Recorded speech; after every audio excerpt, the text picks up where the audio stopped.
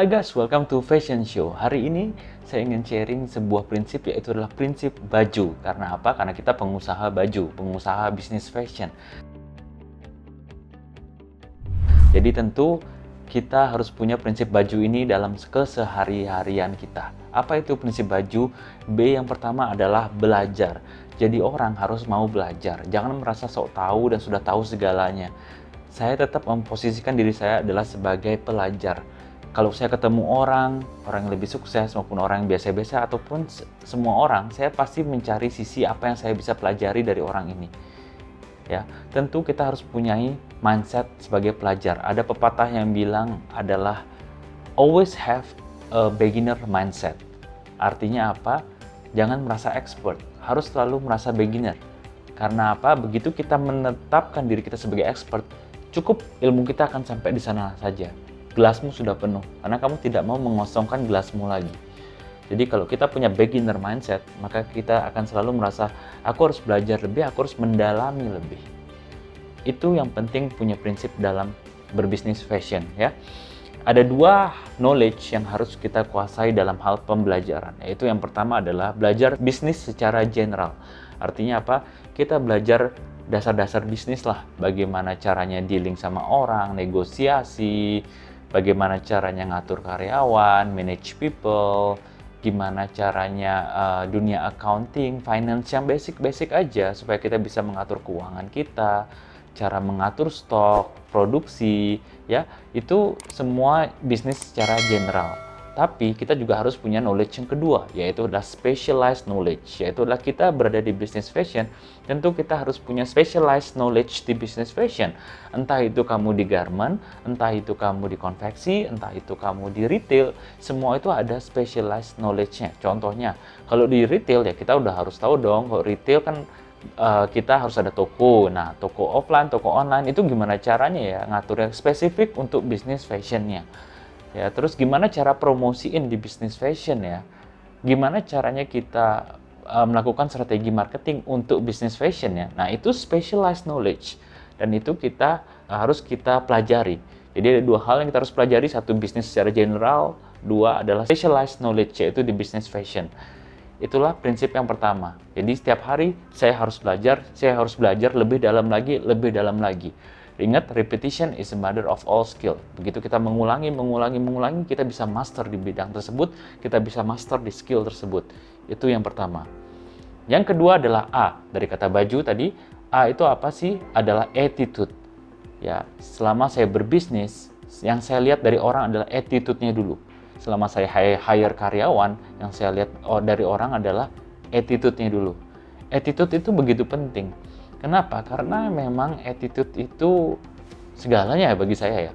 Terutama kalau orang yang tidak punya integritas, itu kesel banget. Saya pernah konsinyasi ke satu orang dan dia tidak membayar barang yang sudah terjual. Logikanya kalau namanya konsinyasi, barang itu terjual, uangnya kan sudah ada di sana.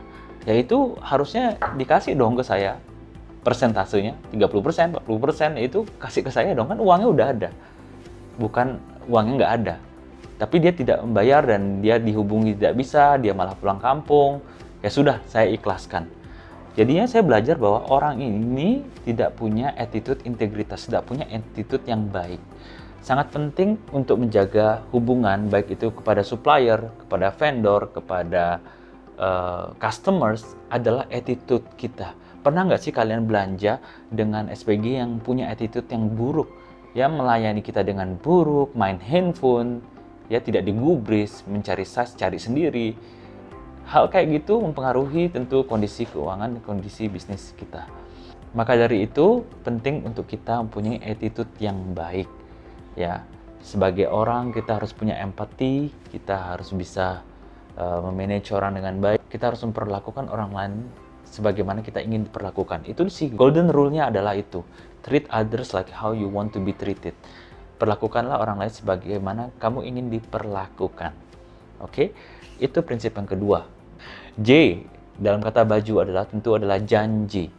Dalam bisnis saya selalu bilang your brand is your promise.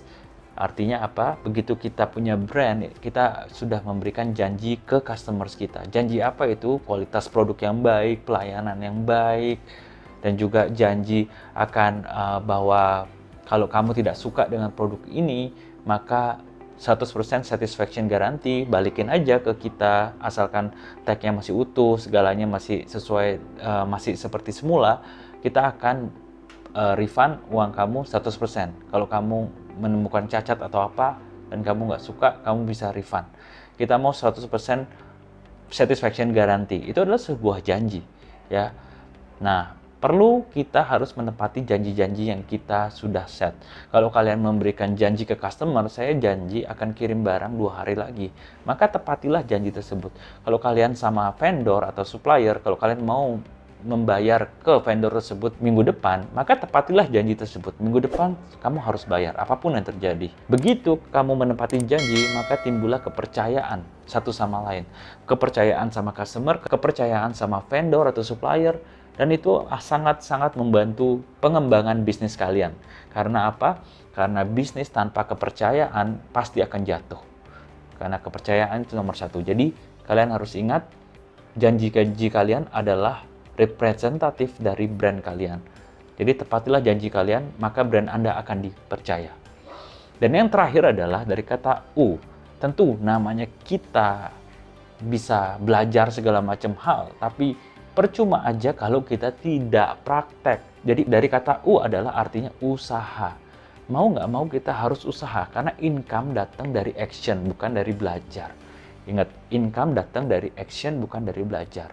Jadi kalau kita mau mendapatkan income lebih, usaha kita harus lebih.